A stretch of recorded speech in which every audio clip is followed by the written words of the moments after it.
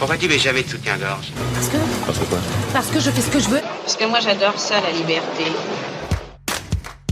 Bonjour, c'est Anne-Laetitia Béraud, bienvenue dans Tout s'explique, le podcast qui parle de sexualité et de société. On va parler aujourd'hui de seins, de soutien-gorge, d'injonction, de liberté individuelle.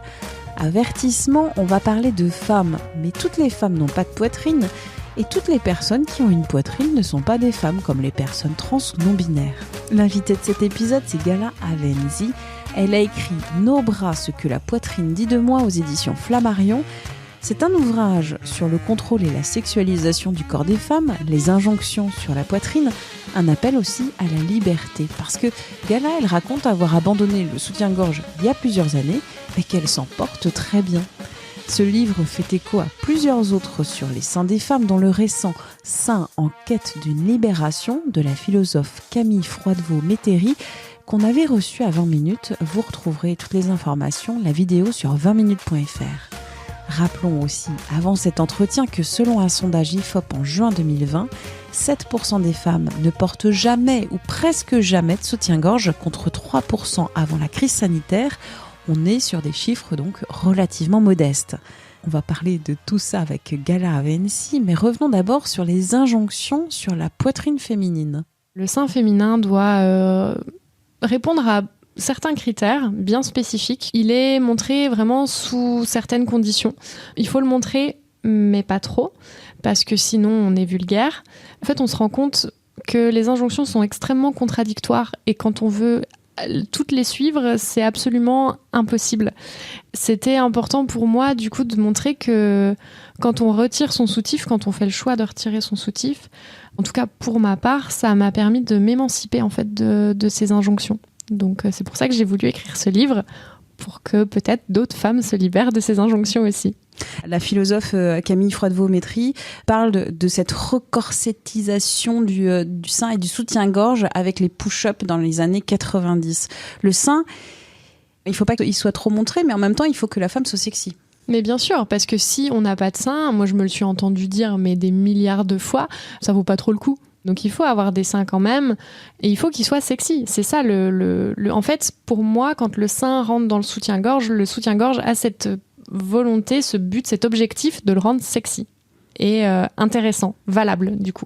Ton livre, c'est aussi un cheminement personnel. Tu dis, ça fait plusieurs années que tu as arrêté de porter des soutiens-gorge.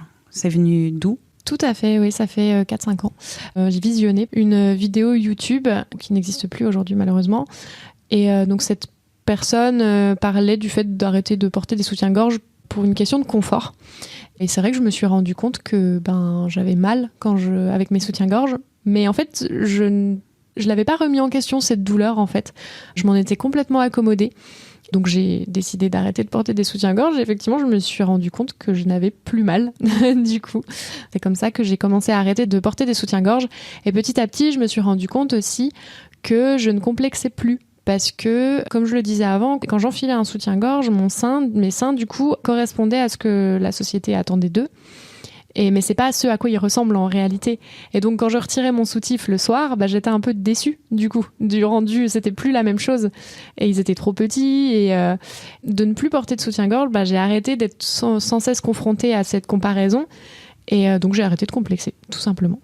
De nombreuses femmes, comme toi, ont arrêté de porter le soutien-gorge. Alors, dans une période quand même très définie, c'était pendant la crise sanitaire et pendant les confinements. Il y a eu d'ailleurs des sondages de l'IFOP qui ont été réalisés en 2020 et révélé que 7% des femmes ne portent jamais ou presque jamais de soutien-gorge, contre 8% pendant le confinement et 3% avant la crise sanitaire. Et dans cet échantillon, il y a une jeune fille sur 6 de moins de 25 ans qui ne porte jamais de soutien-gorge. Une fille sur 6 aussi, c'est en bonnet A. Pour les auditeurs qui ne seraient pas des experts de la question, c'est des petits bonnets. Bref, cette expérience du no bras, c'est surtout pendant le confinement. Bien sûr. Oui, ça a explosé du coup avec des gros guillemets pendant le confinement, tout simplement. En tout cas, c'est comme ça que je l'analyse, parce qu'on était plus confrontés au regard des autres. Et je pense que c'est ça le véritable problème. Les personnes qui sont interrogées, elles disent que dans le cadre de leur activité professionnelle, c'est là où elles ont le plus de difficultés à enlever le soutien-gorge. Mais bien sûr, parce que ça renvoie encore une image un peu vulgaire. On a peur en fait de l'image qu'on va renvoyer, et même moi, j'en parle dans le livre.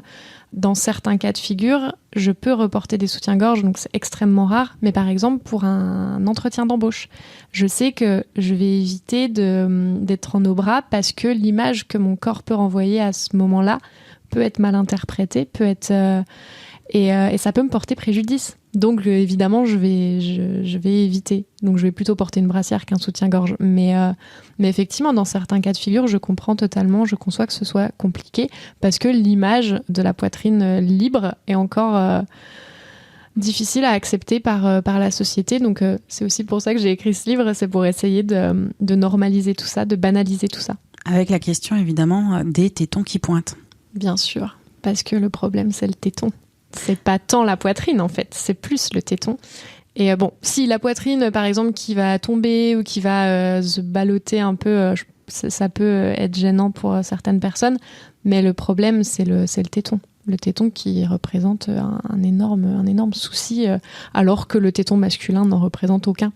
Donc c'est un petit peu hypocrite tout ça. D'ailleurs, on a vu aux États-Unis le mouvement Free the Nipple, donc libérer le téton en 2012. C'était avec un documentaire qui avait été fait. Et c'était sur pourquoi les hommes peuvent se balader torse nu dans la ville sans problème et que les femmes, elles, ne peuvent pas se balader torse nu et les tétons à l'air. Donc il y a eu ce mouvement, et mouvement qui a eu un écho assez important encore aujourd'hui sur les réseaux sociaux. J'ai regardé en faisant une mini enquête empirique sur Instagram et sur Facebook avec les hashtags, les mots dièses, Free the Nipple, No Bra Challenge, No Bra Lady. Et ce que j'ai vu en fait sur ces comptes, quasi exclusivement, mais vraiment quasi exclusivement, des photos de jeunes femmes qui sont minces, voire très minces, qui ont des petites poitrines, très petites poitrines ou des seins refaits.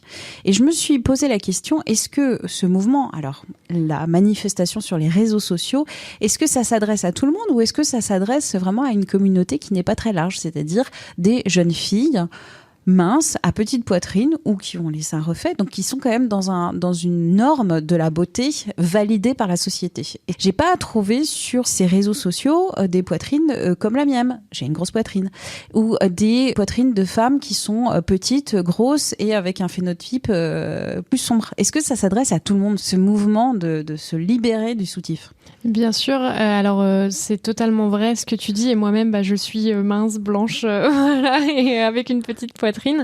Mais justement, ce que j'aimerais, c'est... Je pense que pour l'instant, ce mouvement s'adresse aux personnes privilégiées. Mais ce qui serait intéressant, c'est justement de l'étendre à tout le monde, parce qu'il s'adresse à tout le monde, en fait. Et c'est dommage de voir qu'effectivement, il n'y a que les personnes avec des petites poitrines qui osent le no-bra. Alors que dans le livre, il y a des témoignages de personnes à forte poitrine. Et justement, je voulais montrer, et c'est d'ailleurs, je leur donne la parole parce que moi, je suis pas du tout bien placée pour en parler. Donc, je laisse les personnes concernées le faire. Donc, c'est possible, en fait. C'est totalement possible. C'est juste qu'on a encore beaucoup d'a priori. Et aussi, ce sur quoi j'aimerais insister, c'est que on est toutes différentes. Et pour moi, le no-bra, c'est pas créer une nouvelle injonction. Surtout, ne portez pas de soutien-gorge. Non, en fait, le but ici, c'est vraiment, en tout cas pour ma part, c'est de laisser le choix aux femmes, si elles veulent porter des soutifs, mais qu'elles le fassent. Et en fait, elles ont un total contrôle sur leur corps et on l'oublie un petit peu trop. Moi, mon message, c'est ça, c'est tout le monde y a droit. Qu'on ait une petite, une grosse poitrine, on peut le faire si on le sent. Mais voilà, c'est pas réservé qu'à une espèce d'élite avec des guillemets. Il faut s'écouter, il faut faire comme on le sent, et puis si on n'y arrive pas, eh ben c'est pas grave, c'est comme ça, et puis c'est tout. C'est tout aussi valable en fait. Pour moi, c'est ça le no-bra, c'est d'avoir juste de reprendre le contrôle sur son corps et d'avoir le choix de faire ce qu'on veut avec sa poitrine. Merci à Gala Avenzi pour cet échange. Tout s'explique, c'est le podcast Sexualité et Société de 20 minutes. Vous le retrouvez avec sa petite vignette bleu ciel sur toutes les plateformes d'écoute en ligne. N'hésitez pas à vous abonner sur votre plateforme d'écoute préférée, je ne sais pas, Apple Podcast, Podcast Addict, Spotify, Deezer, etc. C'est gratuit et vous serez alerté des nouvelles diffusions. Pour nous écrire, audio@20minutes.fr. On se retrouve la semaine prochaine. D'ici là, portez-vous bien.